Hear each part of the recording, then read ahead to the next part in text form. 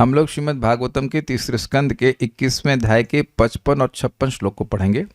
आप जान रहे हैं कि इसमें कर्दम मुनि मनु महाराज से की प्रशंसा कर रहे हैं और उन्होंने कहा था श्लोक क्रमांक 54 में क्या कहे थे, जरा देख लेते हैं।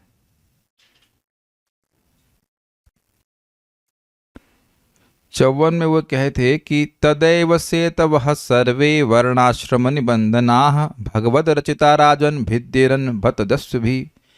तो कहने की मतलब पॉइंट ये है कि अगर आप इस प्रकार से अपनी सेना को लेकर ना पर्यटन करें तो भगवान के द्वारा रचित जो वर्णाश्रम की व्यवस्था है, उसकी मर्यादा है, वह डाकुओं के द्वारा नष्ट कर दी जाएगी। तो बेसिकली पॉइंट क्या है, आप भगवान का ही कार्य कर रहे हो, ये बात बोल रहे हैं। ठीक है, तो अब 55 में हम लोग क्या देखते हैं, मेरे पीछे बोलिए। अधर्म,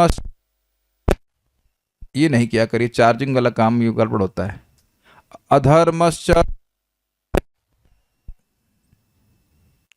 अधर्मश्च समेधेत लोलुपैर्व्यङ्कुशैर्नृभिः। अधर्मश्च समेधेत लोलुपैर्व्यङ्कुशैर्नृभिः शयाने त्वयि लोकोऽयं दस्युग्रस्तो विनङ्क्षति। शयाने त्वयि लोकोऽयं दस्युग्रस्तो विनङ्क्षति। अधर्मश्च समेधेत लोलुपैर्व्यङ्कुशैर्नृभिः। अधर्मश्च समेधेत लोलुपैर्व्यङ्कुशैर्नृभिः शयाने त्वयि लोकोऽयं दस्युग्रस्तो विनङ्क्षति। शयाने त्वयि लोकोऽयं दस्युग्रस्तो विनङ्क्षति। अधर्मश्च समेधेत लोलुपैर्व्यङ्कुशैर्नृभिः। अधर्मश्च समेधेत लोलुपैर्व्यङ्कुशैर्नृभिः शयाने त्वयि लोकोऽयं दस्युग्रस्तो विनङ्क्षति। शयाने त्वयि लोकोऽयं दस्युग्रस्तो विनङ्क्षति। अधर्मश्च समेधेत लोलुपैर्व्यङ्कुशैर्नृभिः। अधर्मश्च समेधेत लोलुपैर्व्यङ्कुशैर्नृभिः। शयाने त्वयि लोकोऽयं दस्युग्रस्तो विनश्यति। शयाने त्वयि लोकोऽयं दस्युग्रस्तो विनङ्क्षति। मैं इसलिए मुस्कुरा रहा हूँ क्योंकि भक्तों को देख रहा हूँ, इधर बेचारे मायूस से हैं। इन द सेंस अगर भागवत ना हो रही होती तो उसमें आप लोग कितने बोर हो रहे होते हैं। अग्रीड, कुछ नहीं करने के लिए इधर इधर लेफ्ट देख रहे होते हैं, राइट, क्या करें। So I am so happy to make devotees happy because that will make Krishna happy. हम लोग भी बोर हो रहे थे, क्या कर रहे हैं क्या कर रहे हैं। और अद्भुत बात है कि जब क्लास तैयार नहीं होती तो माया एक ही प्रीचिंग करती, आज छोड़ दो, आज जानने की जिद ना करो क्लास। भाई हमको बोलना पड़ा, क्यों, वाई। फिर मुझे महिमा याद करनी पड़ती है, भाई जितना समय भगवान की सेवा में दे रहे हैं वो ना, just once you start net start, but you know just भगवान की सेवा में जो दे रहे हैं वही सब काम का है, बाकी तो सब व्यर्थ जा रहा है। एक ही बात, आए दिन वही बात, माया वही बात बोलती रहती। चलिए, इसको कांस्टेंट भाई छोड़ना ही नहीं उनको। यदि आप बोले तो स्वयंभू मनु संसार की स्थिति के विषय में सोचना छोड़ दें, निश्चिंत हो जाएं, तो अधर्म बढ़ेगा, क्योंकि धन लोलुप व्यक्ति निर्द्वंद हो जाएंगे। निर्द्वंद मतलब कोई भय नहीं रहेगा, निरंकुश हो जाएंगे। ऐसे दुराचारियों के आक्रमणों से यह संसार विनष्ट हो जाएगा। और ये आप होता हुआ देख रहे हैं, इसमें कोई व्याख्या ही नहीं करने की जरूरत है। आप एक सिंपल सी बात सोचिए, किसी की हिम्मत, ऐसी लोगों की हिम्मत हो जाती है कि गाय को मार रहे हैं एक पैसे की वजह से ना, या अब वो भी सर्फ मिला करके बेच रहे हैं दूध की जगह। सर्फ, उसमें दूध है ही नहीं, केवल सर्फ। मैं व्याख्या नहीं करना चाह रहा हूं, आप सब इस बात को अच्छे से जानते हैं। घी में घी के अलावा सब कुछ होता है, इज इट नॉट। और जहर दे रहे हैं सब्जियों के नाम पर, ये सब ऐसे केवल धन की लोलुपता ही है ना, ये बात है। तथा, अच्छा मैं इसमें जोड़ लेगा, तथा लोलुपाई है, विषयों के लोभी या धन के लोलुप, लोलुप मतलब लोभी, व्यंकुशई, अंकुश के बिना, निरंकुश, विदाउट एनी कंट्रोल, नृभि, लोगों के द्वारा अधर्म समेधेता, अधर्म समृद्ध हो जाएगा। देखिए इंटरेस्टिंग है कि जब धर्म करते हैं तो अर्थ प्राप्ति होती है, इट्स नेचुरल। लेकिन धर्म छोड़ देते हैं और केवल अर्थ प्राप्ति के चक्कर में रहते हैं तो फिर अधर्म बढ़ता है। समझे मैंने क्या कहा? क्लियर समझ में आ रहा है? लोग पहले धर्म के अनुसार धर्म करते थे, उसे अर्थ मिलता था, स्वाभाविक सी बात है। आप दान कर रहे हैं तो घूम के पास आपके पास वापस आएगा। इस समय केवल अर्थ प्राप्ति में लगे हैं लोग। एक सिंपल सी बात सोचिएगा, भगवान गीता में कहते हैं कृषि, गोरक्षा, वाणिज्यम। कृषि कीजिए क्योंकि भाई भोजन चाहिए, और उसके निमित्त गोरक्षा कीजिए। ये समझ में आ रहा है? गोरक्षा को वाणिज्य के लिए नहीं कीजिए। क्लियर समझ में आ रहा है? अभी गोरक्षा तो कहते नहीं, उसे गोपालन भी नहीं कह सकते, क्या कहेंगे उसको? डेयरी फार्मिंग बोलते हैं ना, डेयरी फार्मिंग। गो कृषि, I don't know what word will be there for in Sanskrit, लेकिन कृषि फोकस है। अन्न चाहिए जीवों को और उसके लिए गाय चाहिए। तो गाय अपने आप में फैक्ट्री है, वो सब गोबर देती है और सारा कुछ हो जाता है। मैं उसकी व्याख्या नहीं कर रहा हूँ। उससे गोबर मिल, खाद मिल जाती है, उससे अपने आप सारा कुछ हो जाता है। तो अब आपको उसकी कोई जरूरत ही नहीं है। जो बड़ी बड़ी फैक्ट्री बना रखी है फर्टिलाइजर की, कोई जरूरत नहीं है। और अगर बचे तो वाणिज्यम।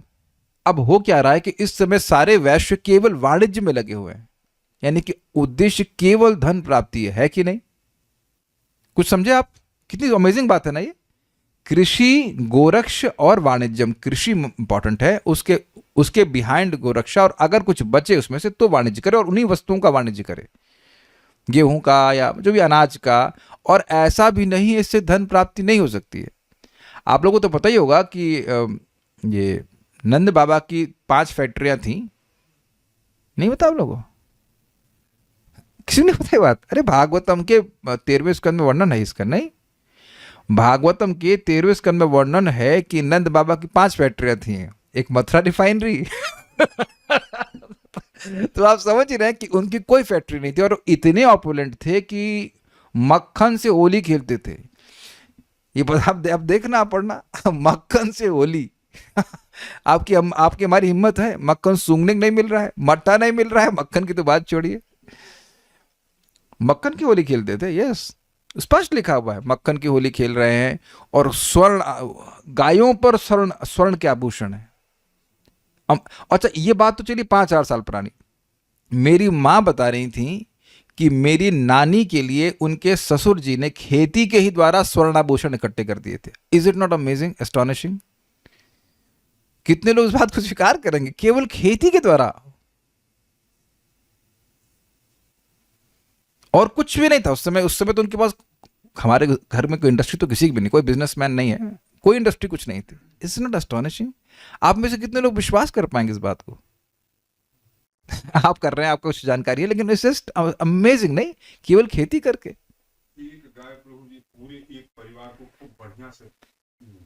राधिका प्रभु कह रहे हैं कि एक गाय पूरे एक परिवार का पालन कर सकती है। हम समर्थन करेंगे इस बात का। तो मेन पॉइंट है कृषि। तो कृषि, भाई भगवान से अधिक बुद्धि तो किसी की नहीं है ना।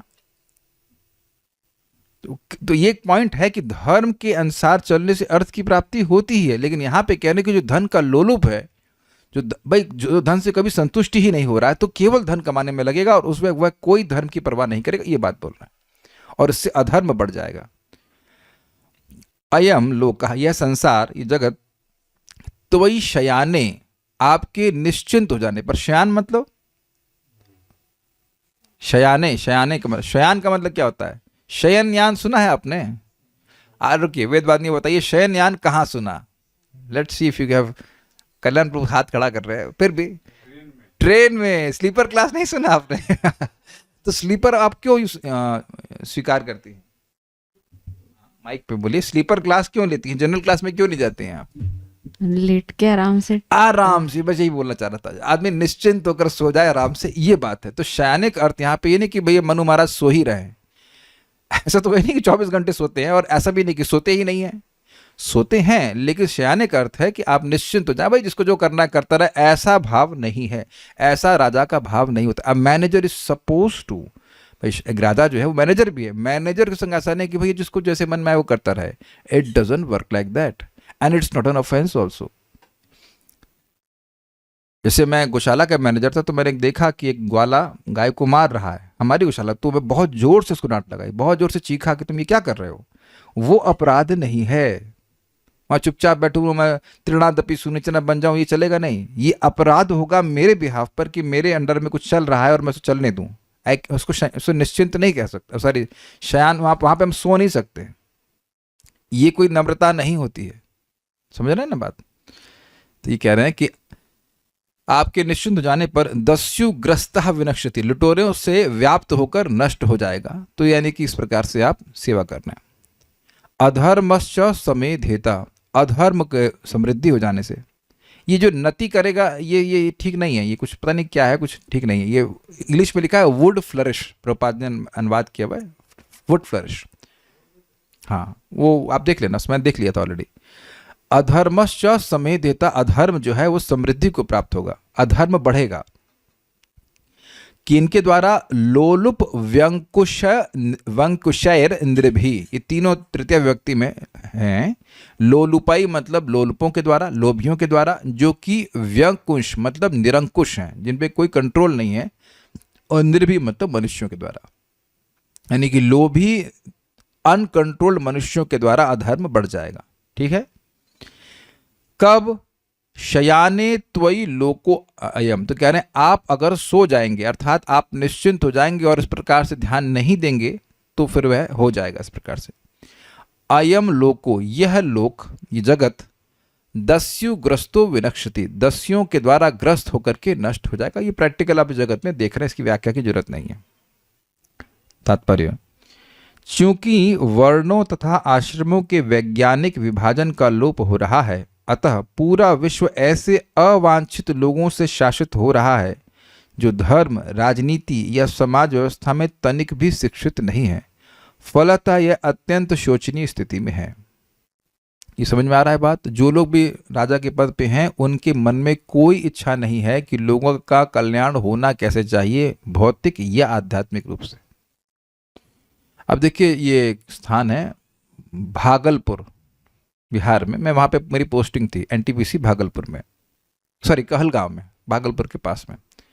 तो वहाँ मैं सब्जी लेने गया हमारे पावर प्लांट के बाहर, तो वो लोग बड़े दुखी थे।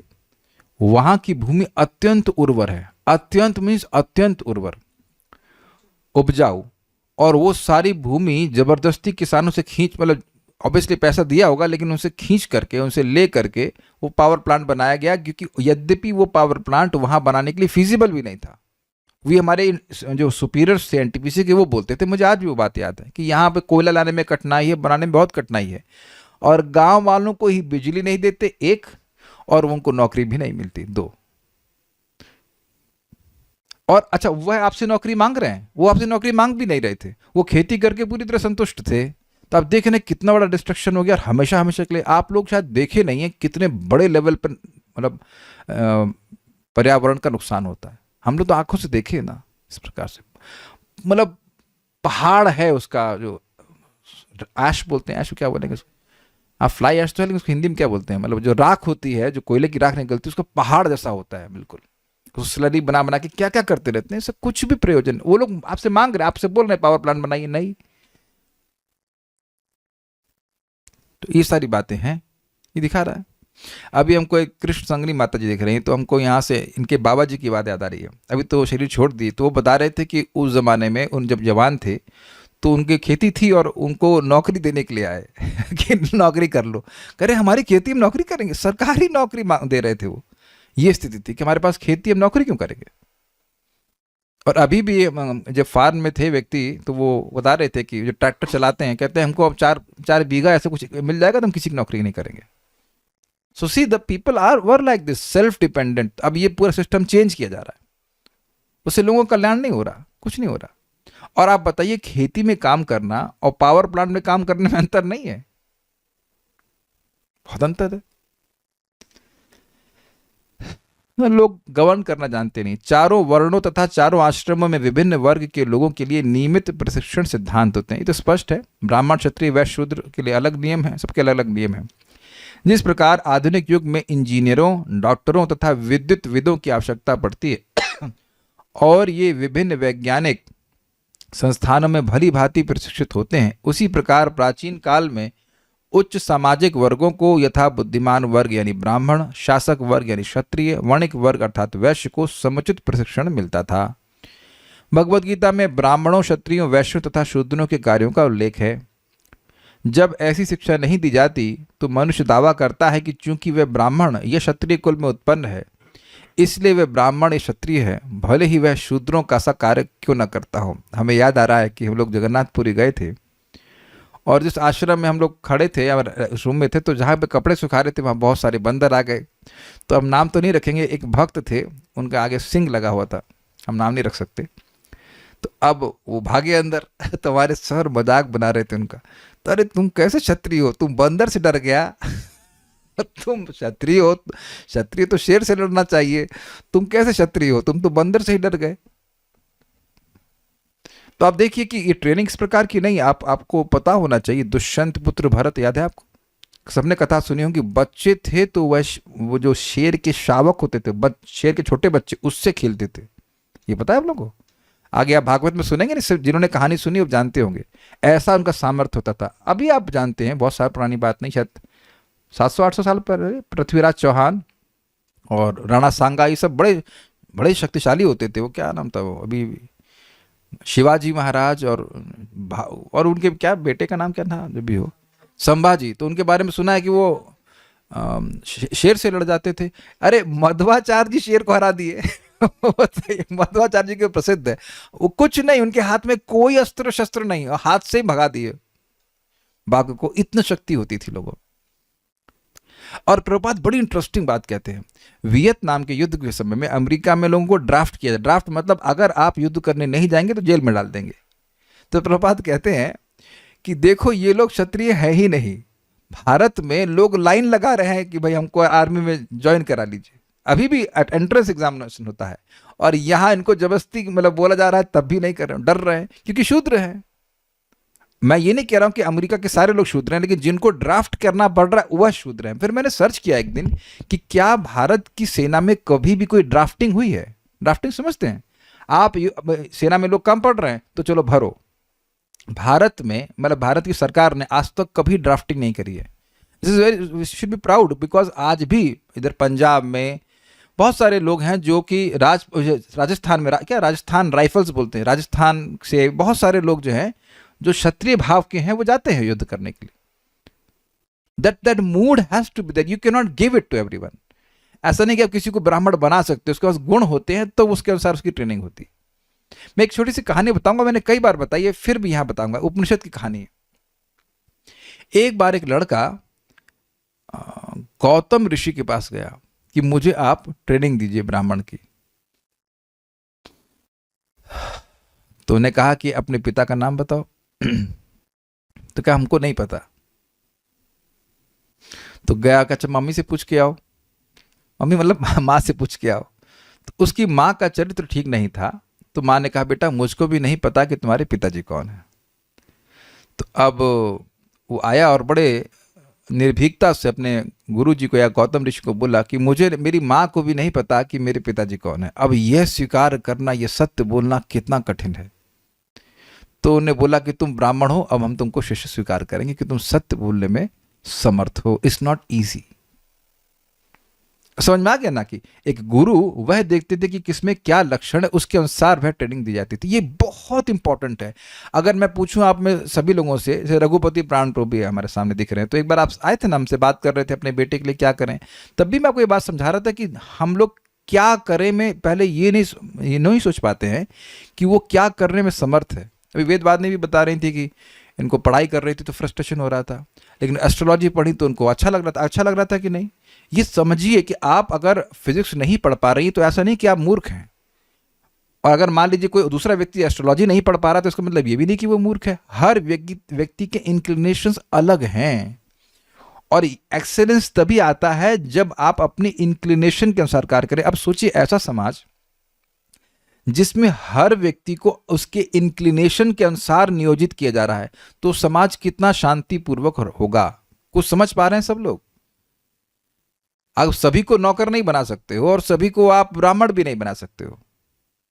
तो हमारे लीला पुरुषोत्तम प्रभु कहते थे कि ये समाज के लिए बहुत बड़ा चैलेंज है कि लोगों को उनके गुण और कर्म के अनुसार नियोजित किया जाए, इस्कॉन का भी और पूरे समाज का भी। आप सभी को एक प्रकार से सेवा में नहीं लगा सकते हैं। जैसे मैं भी इंचार्ज था तो मैं मैं प्रयास करता था कि जो भक्त मेरे अंडर में हैं उनको उनकी स्वभाव के अनुसार सेवा में लगाऊं। हमारे करुणा मित्र कुकिंग में बड़े अच्छे हैं, ऐसे तो कंप्यूटर इंजीनियर हैं, लेकिन कंप्यूटर का काम थोड़ा ना दे रहा था इनको। यू आर एक्सेलिंग, क्योंकि आपकी मति उसमें जाती है, मैं और कैसे अच्छे सेवा कर सकूं। सेवा है, लेकिन सेवा आपके स्वभाव के अनुसार होनी चाहिए। क्या सब लोग समझ पा रहे हैं? You cannot just force on people. और ये बहुत बड़ी दिक्कत होती है अगर हमारा लीडर ये सोचे कि मान लीजिए जैसे कल्याण प्रभु बस खिचड़ी तक इनकी रेंज है, अब उसके आगे नहीं बना सकते। नहीं कल्याण प्रभु आप यूजलेस हैं, क्योंकि आप करुणा मित्र प्रभु की तरह खिचड़ी नहीं बना सकते या कुकिंग नहीं कर सकते। अब ये कितना खराब लगेगा आपको, है कि नहीं? इट इज एब्सोल्युटली रॉन्ग, ये गलत तरीका है। हर व्यक्ति की योग्यता भगवान के द्वारा आ रही है और उसके स्वभाव के अनुसार सेवा दी जानी चाहिए। समझ रहे हैं ना बात?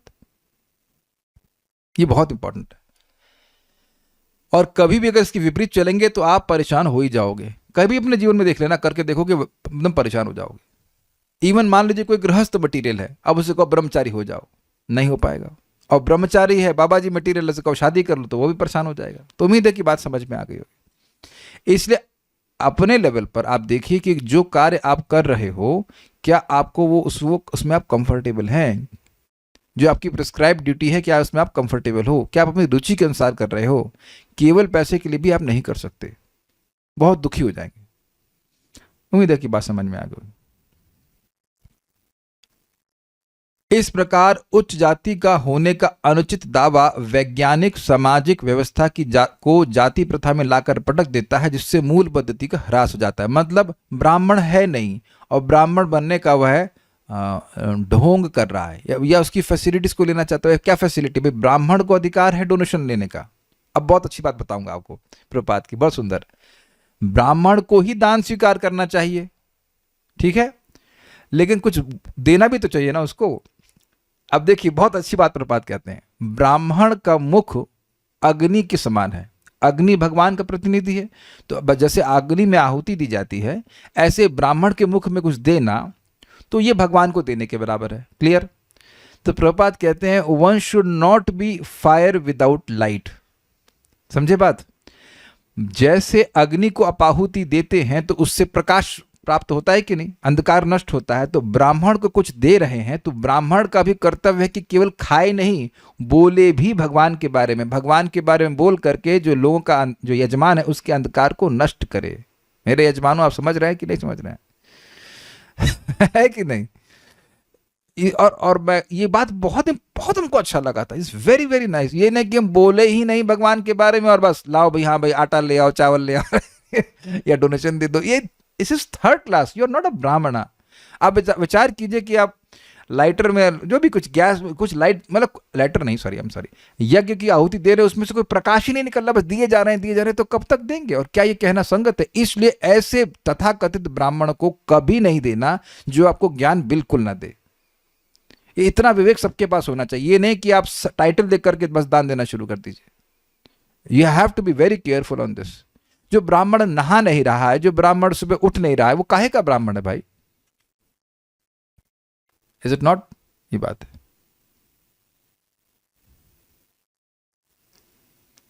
अभी प्रश्नों को बाद में ले लूंगा, इसको पढ़ लेता हूं। अच्छा, एक चीज बताइए, आपके घर में कोई मिस्त्री आए या फॉर एग्जाम्पल प्लम्बर आए, उसको प्लम्बिंग ना करना आए तो आप पैसा देंगे उसको? जिसको नल ठीक ही ना करना आए, तो जिसकी जो योग्यता है उसके अनुसार कार्य करेगा तब ना उसे कुछ पेमेंट मिलना चाहिए। ये बात है। इस प्रकार इस समय समाज में दुर्व्यवस्था है और उसमें न शांति है न संपन्नता। यहां यह स्पष्ट उल्लेख है कि जब तक बलशाली राजा जागरूक नहीं रहता तब तक अपवित्र तथा अयोग्य व्यक्ति समाज में अमुक पद का दावा करते रहेंगे और सामाजिक व्यवस्था को विनष्ट कर देंगे। तो स्पष्ट है। कोई एक प्रश्न उसको हम लेके फिर अगले श्लोक में जाते हैं। प्रश्न क्या है? सुबह की क्लास में सुना था कि कोई इच्छा परेशान कर रही है तो मांग लेनी चाहिए। अरे भाई, अभी ये प्रश्न वहां कल सुबह करना। घर वाले ऐसे ही ब्राह्मण को देते हैं तो क्या करें? तो देखिए, राजा जनरल वे में है, लेकिन घर का मान लीजिए पिता है तो वो भी एक लोकल राजा हुआ ना, उसका राज्य है अपने परिवार में। तो अब वो सो रहा है मतलब निश्चिंत है, शास्त्र का ज्ञान नहीं है, तो अब क्या करेंगे? कुछ नहीं करेंगे, चुपचाप बैठी उनको रोक तो नहीं सकते ना आप, उनको पता ही नहीं। इसी बात को भगवान ने गीता में कहा है, देशे काले च पात्रे च तद दानम सात्विकम स्मृतम। देश क्या है, स्थान क्या है, समय क्या है। कभी कभी समय, जैसे हमारी एकादशी है, द्वादशी है, या और भी जन्माष्टमी है, उस समय दान देने से अधिक लाभ होता है। पात्र, क्या वह पात्र है, क्या वह भगवान की सेवा में उस धन को लगाएगा, ये सब विचार करके जब दान दिया जाता है तो वह सात्विक दान होता है। ऐसा नहीं कि हम आतंकवादी को फंड कर दें, है कि नहीं। अब घर वालों के पास क्या बोल सकते हैं, जब जो क्लास सुनेगा ही नहीं उसको क्या बोल सकते हैं, कुछ नहीं बोल सकते। क्या करेंगे आप बताइए, क्या करेंगे, कुछ नहीं। देखिए एक बहुत सिंपल बात है, एक्सेप्ट व्हाट यू कैन, हाँ, change what you can and accept what you can't. ये सिद्धांत पकड़ लीजिए सब लोग, एक कलयुग में तो ज़्यादा उपयोगी है। जो चीज़ आप चेंज कर सकते हो वो करिए, और जो नहीं कर सकते उन्हें स्वीकार कर लीजिए। अब टेंशन मत लीजिए इस बारे में। तो ये अब इन्होंने तब बोल दिया कि भाई ये तो स्वाभाविक सी बात है कि आपका प्रयोजन घूमने का है, धर्म की संस्थापना और अधर्म का विश्वास, सॉरी, अधर्म का नाश। लेकिन ऐसा तो है, फिर भी आप अगर किसी विशेष प्रयोजन से आए हैं हमारे घर पे, तो उसको भी हम सहर्ष स्वीकार करेंगे। यह श्लोक में बोल रहे हैं। तो यहां से बात समझ में आ रही है कि वह शादी वाली बात भी इसमें आ जाएगी। भाई इनके आश्रम में तो कोई अधर्मी है नहीं, और ये तो स्वयं तपस्या में लगे हुए हैं। तो यहां तो वो अब मनु महाराज इस प्रयोजन से नहीं आएंगे कि धर्म की संस्थापना करनी और धर्म का नाश करना है। कुछ समझ रहे ना बात। तो ना, यद्यपि आप तो इसी प्रयोजन से पूरे विश्व में भ्रमण करते हो, फिर भी कुछ और भी प्रयोजन है जिस वजह से आप मेरे पास आए, तो आप बताइए, मेरे पीछे बोलिए। अथापि पृच्छेत त्वाम, ये थोड़ा गलत हो ना, अथापि पृच्छेत त्वाम वीर यदर्थम त्वमिहागतः। अथापि पृच्छे त्वां वीर यदर्थं त्वमिहागतः। एक मिनट रुकिए। मान लीजिए अभी हम भाई क्रिमिनल तो है नहीं, तो अगर कोई पुलिस वाले यहाँ पे आते हैं तो हम क्या बोलेंगे उनको? भाई मतलब मन में क्या सोचेंगे, भाई ये तो क्रिमिनल को ही पकड़ने आते हैं, लेकिन हम तो क्रिमिनल है नहीं, तो किस लिए आए? है ना, कभी कभी पुलिस वाले भी आपको पूछ लेते हैं, आप कुछ गलती नहीं किए रहे हैं, कुछ नहीं किए, वो पूछ रहे हैं भाई यहाँ का रास्ता बता दो। तो there can be other reasons except their normal reason to go there.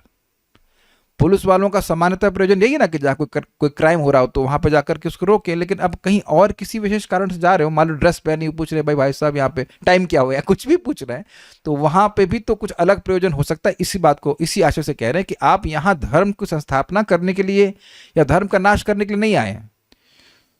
आपने सुना ही था कि सारा आश्रम पवित्र था, तो आप फिर भी, ये तो हम समझ रहे हैं कि जनरल रीजन ये होता है आपके घूमने का, लेकिन आप यहाँ क्यों आए मैं पूछता हूँ। अथापि पृच्छे त्वाम वीर यदर्थम त्वमिहागतः। अथापि पृच्छे त्वां वीर यदर्थं त्वमिहागतः। तद्वयं निर्व्यलीकेन प्रतिपद्यामहे हृदा। तद्वयं निर्व्यलीकेन प्रतिपद्यामहे हृदा। अथापि पृच्छे त्वां वीर यदर्थं त्वमिहागतः। अथापि पृच्छे त्वां वीर यदर्थं त्वमिहागतः। तद्वयं निर्व्यलीकेन प्रतिपद्यामहे हृदा। तद्वयं निर्व्यलीकेन प्रतिपद्यामहे हृदा। अथापि पृच्छे त्वां वीर यदर्थं त्वमिहागतः। अथापि पृच्छे त्वां वीर यदर्थं त्वमिहागतः। तद्वयं निर्व्यलीकेन प्रतिपद्यामहे हृदा। तद्वयं निर्व्यलीकेन प्रतिपद्यामहे हृदा। अथापि पृच्छे त्वां वीर यदर्थं त्वमिहागतः। अथापि पृच्छे त्वां वीर यदर्थं त्वमिहागतः। तद्वयं निर्व्यलीकेन प्रतिपद्यामहे हृदा। तद्वयं निर्व्यलीकेन प्रतिपद्यामहे हृदा।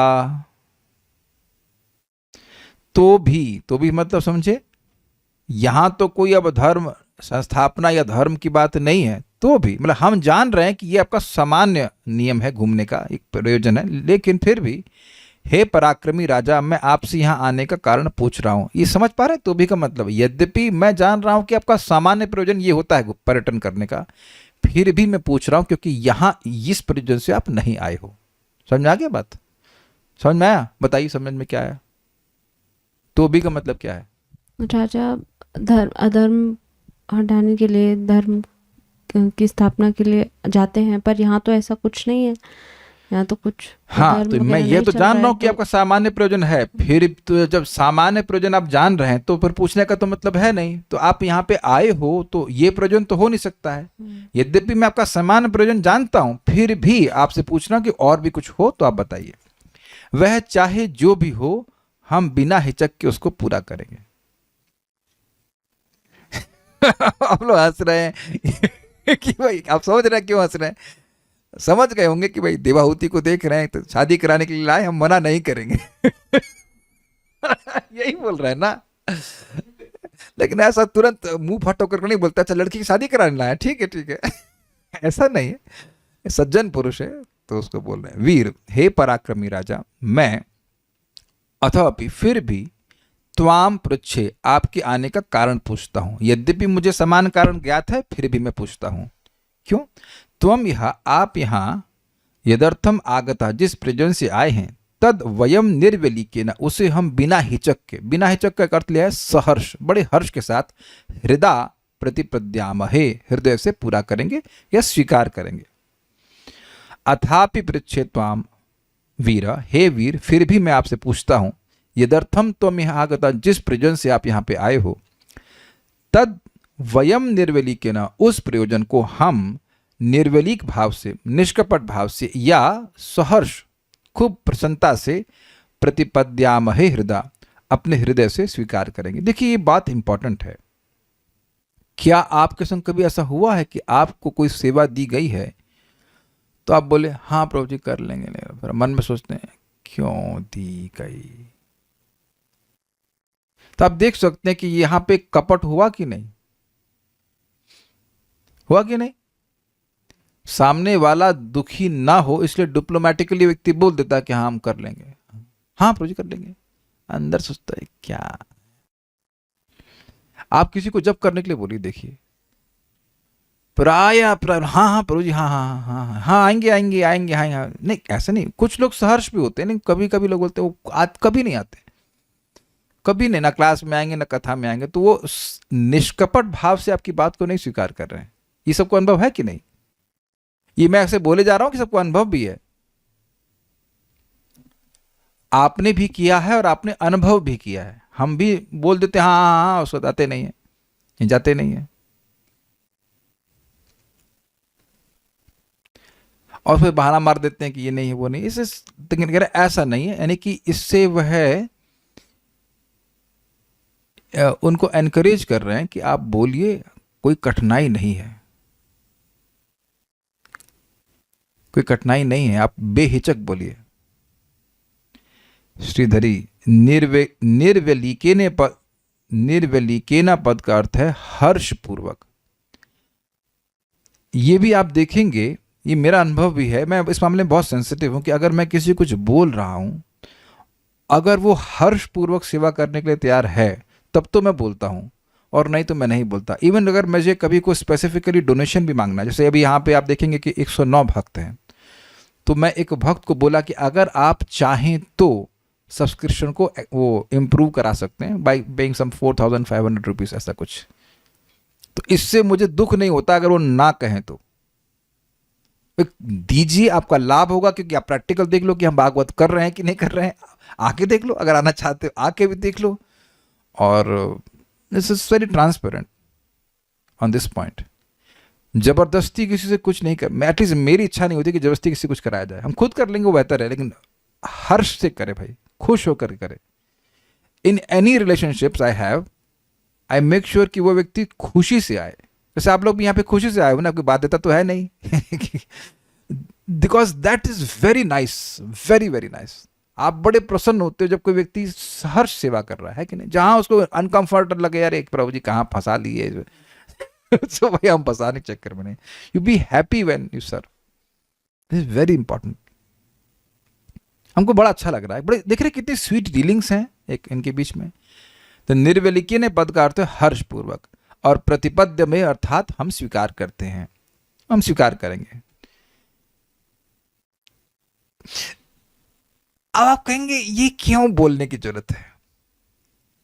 अच्छा, मान लीजिए किसी लड़के को बोलो आपको इस लड़की से शादी करनी है, तो जरूरी है कि आप हर्षपूर्वक स्वीकार करें? धड़ से कोई ले आए कि भाई ये लड़की है हमारी, शादी कर लीजिए इससे। अब आप थोड़ा उस मूड में एंटर कीजिए कि कोई कोई व्यक्ति बाबा जी है 10,000 साल से, चलो ठीक है शादी की इच्छा है भी मान लीजिए, लेकिन कोई एकदम से बोल दे कि किसी लड़की को बोल दे भाई इससे शादी करनी है, ये हमारी लड़की से शादी कर लीजिए, हमारे लड़के से शादी कर लीजिए, तो क्या एकदम से आप स्वीकार कर लेंगे? हर्षपूर्वक स्वीकार कर लेंगे? तो इसमें स्वाभाविक सी बात है कि इनको यह भी पता है कि ये सब भगवान की इच्छा से हो रहा है, भगवान ही इनको प्रेरित किए हैं, कैसे किए हमको नहीं पता, लेकिन किए हैं इसलिए वो लेके आ रहे हैं, तो इस कारण से उसी को खुश हैं भगवान की इच्छा से। He obviously knows why he has come here. सारार्थ दर्शनी अथापि अर्थात यद्यपि समान भाव से मैं जानता हूं, तथापि मैं जिज्ञासा कर रहा हूं, मतलब मैं जानता हूं कि समान भाव से आप क्यों क्यों पर्यटन कर रहे हो, फिर भी पूछ रहा हूं कि यह अर्थात मेरी इस पर्णकुटी में यदर्थम अर्थात जिस कारण से आपका आगमन हुआ है, जिस प्रयोजन से, वह बताइए, क्योंकि निश्चय ही दुष्ट निग्रह के लिए आपका पर्यटन मेरी पर्णकुटी में सफल नहीं होगा, ये भाव है। ये लाइन समझ में आई आपको? दुष्टों को मारने का जो आपका प्रयोजन है वो तो मेरी इस कुटिया में होगा नहीं। जैसे मान लीजिए कोई पुलिस वाला है यहाँ पे अभी आ जाए, कहे कि अच्छा यहाँ कोई चोर है क्या? तो हम कहें यहाँ कौन चोर है भाई, कोई चोर नहीं है यहाँ पे, यहाँ किस लिए आए? तो ये भाई ये तो भाई क्लियर है ना कि आप में से कोई चोरी करके नहीं, मर्डर करके नहीं आया है, तो स्वाभाविक सी बात है। तो यहाँ पुलिस वाले का आने का क्या प्रयोजन? इजी है। ये लाइन हमको समझने में थोड़ा सा समय लगा था, क्या बोलना चाहते हैं? तो ये कह रहे हैं कि आपका यहाँ पर दुष्टों को ढूंढना या मारने का प्रयोजन तो कुछ है नहीं, यहाँ तो सब बढ़िया लोग हैं, तो किस लिए आए आप? निर्वेलिकी ने अर्थात निष्कपट अथवा आनंद चित्त से उसको मैं स्वीकार करूंगा। तो ये सब बातें भी मैंने एक्सप्लेन कर दी आपको। निर्वेलिक मतलब निष्कपट, अंदर से ऐसे कुढ़ना समझते, कुढ़ करके आपकी बात को नहीं स्वीकार करूंगा। अब आप ये देख रहे हैं कि जब श्लोकों को समझ रहे हैं, एक एक शब्द को अर्थ को समझ रहे हैं, तो एक जिज्ञासा आ रही है कि अगले अध्याय में क्या होगा। Do you all agree with this? कोई विरोध है? अगर क्रम से सुनते जाएं तो मन में हो रहा है कि अब मनु महाराज क्या, मतलब उतावला हो रहा है मन कि मनु महाराज क्या बोलेंगे, है ना? और ऐसे घसीटा मार के पढ़ते हैं तो उसमें मजा नहीं आता है। दिस इज वेरी नाइस, क्योंकि मुझे भी एग्जैक्टली नहीं पता है कि क्या बोलेंगे, तो मेरा भी उत्साह है कि अब अगले अध्याय में मनु महाराज क्या बोलेंगे, है ना? क्योंकि ये लोग जो बोल रहे हैं ये बहुत डीप बातें बोलते हैं और उसमें बहुत सारे अर्थ निकल के आते हैं, बड़ा अच्छा लगता है। तो कनेक्टिविटी बनने से भागवतम में रुचि होती है। तात्पर्य, जब कोई अतिथि अपने मित्र के घर जाता है तो ये माना जाता है कि उसका कुछ विशेष प्रयोजन है, तो इसी है। करदम मुनि समझ गए कि स्वयंभुव जैसा महान राजा यद्यपि अपने साम्राज्य की स्थिति का निरीक्षण करने के उद्देश्य से निकला था, किंतु कुटिया में उसका आना किसी विशेष प्रयोजन से हो सकता है। ठीक है, इस प्रकार वे राजा की इच्छा पूरी करने के लिए सन्नद्ध थे या प्रतिबद्ध थे, उत्साहित थे। प्राचीन काल में यह प्रथा थी कि मुनिगण राजा के यहाँ जाते थे और राजागण मुनियों की कुटियों में जाया करते थे। प्रत्येक को एक दूसरे के प्रयोजन को पूरा करने में प्रसन्नता होती थी। मतलब ब्राह्मण जाते थे राजा को ज्ञान देने के लिए और राजा भी कभी कभी कुटिया में आते थे। यह पारस्परिक आदान प्रदान भक्ति कार्य कहलाता है। ब्राह्मण तथा क्षत्रिय के अन्योन्य संबंध को बताने वाला एक सुंदर श्लोक है, शत्र द्विजत्वम। मुझे नहीं पता इसके बारे में। क्षत्रम का अर्थ है राजसी जाति, द्विजत्वम का अर्थ ब्राह्मण जाति। ये दोनों पारस्परिक हित के लिए थे।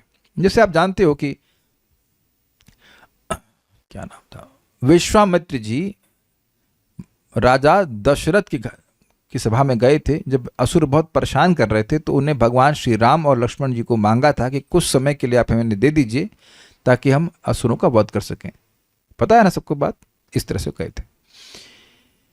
राजसी जाति समाज में ब्राह्मणों को आध्यात्मिक उन्नति के अनुशीलन के लिए सुरक्षा प्रदान करती थी और ब्राह्मण लोग राजसी जाति को बहुमूल्य शिक्षा प्रदान करते थे कि किस प्रकार राज्य तथा नागरिकों को आत्मशुद्धि के पद पर तक उठाया जाए। ये बड़ी इंटरेस्टिंग बात है। पहली वाली बात तो क्लियर हो गई, जो असुर आदि हैं या राक्षस करना है उनसे वो बचाते थे। लेकिन देखिए, ब्राह्मण का काम ही ब्रेन वाला है। जब व्यक्ति मैनेजमेंट में बहुत फंसा रहता है तो प्राय प्राय ऐसा हो सकता है कि वो शास्त्र को नेग्लेक्ट कर दे। ऑल्दो मैं ये नहीं कह रहा हूं कि शास्त्र नहीं जानते थे, क्षत्रिय लोग शास्त्र जानते थे, लेकिन आप सब जानते हो, सब लोग ने कहानियां सुनी है कि हर मतलब राजा के पास एक ब्राह्मणों के मतलब मंत्री होते थे और ब्राह्मण होते थे वो, ये पता है ना। से वशिष्ठ जी थे ना दशरथ जी के, इज इट नॉट, और भगवान राम के भी इसमें भी कंटिन्यू करते हैं वशिष्ठ जी। आप जानते हो महाभारत में इसे Kripacharya, Dronacharya, you know that, Vidur ji भी। तो ये सब लोग राजा को समझाते थे कि भाई शास्त्र के अनुसार आपको क्या करना चाहिए। आप जानते हैं कि चंद्रगुप्त मौर्य के कौन थे काउंसलर, मंत्री कौन थे? चाणक्य। देखिए एक सिंपल सी बात है, मैं एक सिंपल सी चाणक्य नीति बताऊंगा, बहुत इंटरेस्टिंग है गृहस्थों के लिए। कौन व्यक्ति सुखी है? जो गृहस्थ में है, जिसके ऊपर कर्जा नहीं है, जिसकी पत्नी प्रेम से बोलती है और जिसको अपने घर से दूर काम करने नहीं जाना पड़ता। अब देखो बात बहुत सिंपल है, लेकिन ये कितने गृहस्थों को पता है? लोग लाख लाख रुपए कमाते हैं, उसका कर्जा ले लेते हैं, उसके बाद उसको कर्जा निभाते हैं, उसके लिए वो 10-20 किलोमीटर, कोई 400 किलोमीटर, कोई कहां कहां उड़ उड़ के जा रहा है, और पत्नी तो जैसे बोलती है वो भवानी जाने। तो जिसको अब प्रैक्टिकल है ना कि जिसको गृहस्थी में जाना है, मटीरियली स्पीकिंग ऑल्सो, ये 3 चीज पकड़ लीजिए। अमेजिंग है ना कि चौथा प्रिंसिपल है नहीं इसमें। कर्जा न ले, घर से दूर न जाए, और पत्नी प्रेम से बोले। पहले चेक कर लो कि प्रेम से बोलती है कि नहीं। क्या लेके आ गया, कुछ नहीं, ऐसा बोलने वाली गड़बड़ है ना। एक छोटा सा प्रिंसिपल, भोजन सुख है, हमने पढ़ी और उनको बड़ा मजा आया था, प्रभुपाद भी कई बार कोट करते हैं इसको। जस्ट सिंपल, यू नो, भोजन सुख है। और आप देखिए कि आजकल लोगों को भोजन करने के लिए नहीं समय रहता है ना। Why has to speak that? व्हाट्सएप सुख नहीं है, भोजन सुख है। मैं दिखा दूंगा, उसमें लिखा हुआ है इस प्रकार से। और प्रभुपाद कई बार कोट करते हैं उसमें बड़ी अच्छी बात बोलते हैं कि अगर कोई लड़की है वो निम्न जाति की है लेकिन है बहुत अच्छी, स्वीकार करना चाहिए। स्वर्ण अगर कचरे में पड़ा हो, स्वीकार करते हैं कि नहीं? और ज्ञान कोई निम्न व्यक्ति भी दे रहा है, अगर सही ज्ञान दे रहा है, स्वीकार कर लेना चाहिए। ये प्रभुपाद कोट करते हैं। तो कहने का मतलब यह है कि मैं एक छोटी छोटी बात बता रहा हूं कि मटेरियल लाइफ में भी शास्त्र क्या शिक्षा दे रहा है, वह ब्राह्मण का कर्तव्य है। वह क्षत्रिय इतना शास्त्र कैसे पढ़ेंगे बताइए? मैनेजमेंट करेंगे कि सारे शास्त्र करेंगे? बहुत सारी बातें ना, पर्यटन आपने देखा ना, घूम रहे हैं पूरे विश्व में, तो बैठ के पोथी से ना खोल पाएंगे, लेकिन वो विद्वानों का कर्तव्य था कि वो उनको शास्त्र के अनुसार आज्ञा दें। आप ये भी जानते हो कि परीक्षित महाराज जब शरीर छोड़ने के लिए उद्यत हुए तो बहुत सारे ब्राह्मण भक्त वहां पे थे और उनसे पूछ रहे थे इससे मैं मुझे क्या करना चाहिए, याद आ रहा है ना? तो ये कर्तव्य था ब्राह्मणों का, और ब्राह्मण ऐसा करते भी थे। वो सैलरी पे नहीं रहते थे। सैलरी पे जो व्यक्ति रहता है वह इंडिपेंडेंट ओपिनियन नहीं दे सकता। Do you agree? क्यों नहीं दे सकता? क्योंकि उसको निकाल देंगे नौकरी से। समझे कि नहीं समझे आप? नौकरी से निकाल देंगे। तो आप में से जो लोग भी नौकरी करते हैं, कितने लोग की हिम्मत है अपने बॉस को कुछ बोलने की? अब समझ में आ गया ना? अरे बॉस को कुछ नहीं बोल सकते भाई, बॉस तो वो ब्राह्मण जो है वो राजा का बॉस कह सकते हैं था, वो उसका सेवक नहीं होता। सेवक तो हैं, सब लोग सेवा करते हैं, लेकिन ऐसा नहीं कि उनके अंतर्गत रह रहे हैं। कुछ समझ में आ रहा होगा बात आपको। And out of affection they will tell कि हाँ भाई आप ऐसा कीजिए, आपका हित होगा। मैं एक और बात बताऊंगा, समझ में आएगा आपको, बिल्कुल क्लियर समझ में आएगा। औरंगजेब के बारे में सब जानते, उसने बहुत पाप किया, बहुत पाप किया। तो क्या कोई उसका ब्राह्मण काउंसलर था? हमने तो सुना ऐसा है कि उसका नियम ये था कि हर दिन उसको एक बैलगाड़ी भरकर जनेऊ चाहिए थे। मतलब ब्राह्मणों को मारो और उनको जनेऊ लेके आओ। कितना सत्य हमको नहीं पता, लेकिन सत्य है, कल्याणपुर समझा रहे हैं। एक बैलगाड़ी जनेऊ भर के उसको रोज चाहिए था। जनेऊ ब्राह्मण पहनते हैं ना, ब्राह्मण को मारो, उसको जनेऊ लेके आओ। इतने ब्राह्मणों को उसने मारा। तो ये स्पष्ट है ना कि अब उसको ब्रह्म हत्या के बारे में कोई बताने वाला नहीं था। और हमने महाराज से सुना है कि जब वो मर रहा था तो उसको बहुत भय था कि मैंने इतना पाप किया है, मेरा क्या होगा। तो देखिए अब वो क्यों पाप कर रहा था? उसका कोई काउंसलर ही नहीं था, वो धर्म के अनुसार शासन नहीं कर रहा था। अब यही देख लीजिए, जो जैसे चंद्रगुप्त मौर्य, उनके बारे में ऐसा कुछ भी नहीं सुनते हम। बल्कि हमने जो एटलीस्ट हिस्ट्री में पढ़ा, कितना सत्य हमको नहीं पता, लेकिन उसको गोल्डन एज बोला जाता है भारत का। सब कुछ व्यवस्था बहुत बढ़िया थी। तो ये बहुत इंपॉर्टेंट बात है। आप भगवत गीता में भी सुन चुके हैं, राज ऋषि हुआ करते थे तो उनको ज्ञान मिलता था ब्राह्मणों के द्वारा। आप अगर महाभारत पढ़ेंगे तो युधिष्ठिर महाराज खूब कथा सुनते थे। जब उनको वनवास हुआ, कह रहे हम लोग कितने खुश हैं, यहाँ पे खूब कथा सुनने को मिल रहा है ऋषि मुनियों के पास। और ऋषि मुनि आकर भी पुराणों की कथा सुनाते थे, शास्त्र की बात सुनाते थे, तो लोगों को विवेक रहता था कि हमें करना क्या चाहिए।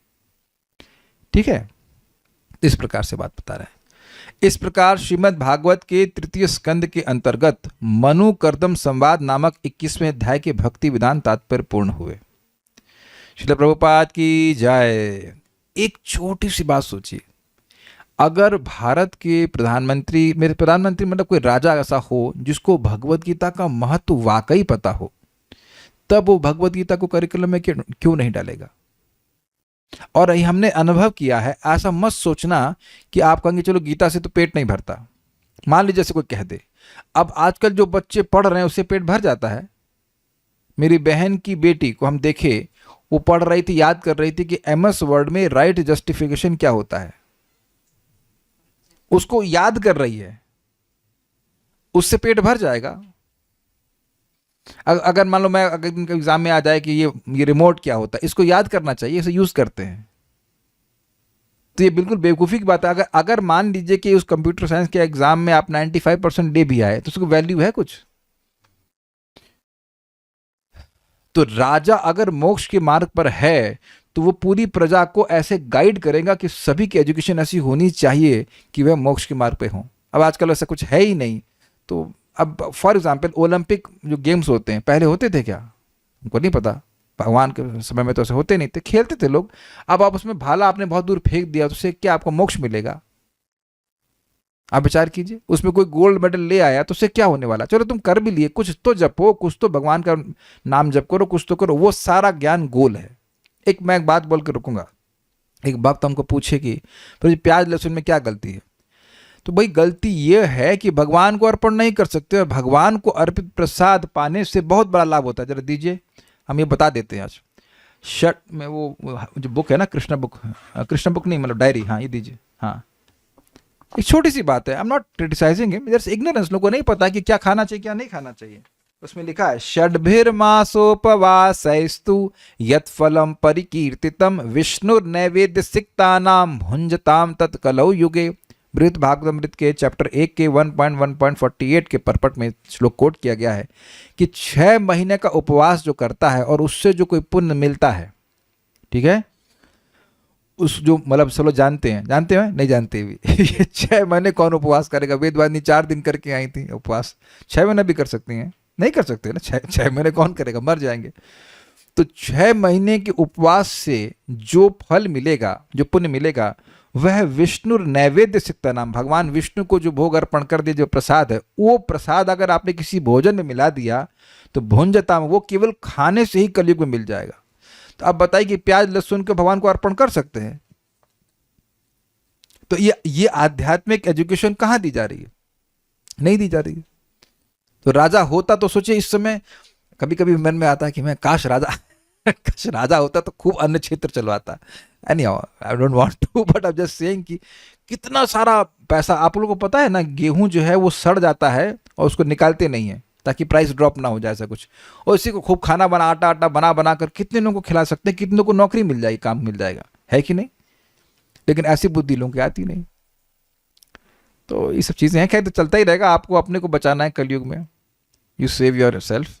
तो यहाँ पे बात है। अब हम लोग कल करेंगे रिवीजन, और उसके बाद परसों से भगवान ने चाहा तो अगले अध्याय पे जाएंगे। बहुत बहुत धन्यवाद। श्रीमद् भागवतम की जय, श्रील प्रभुपाद की जय। Thank you so much.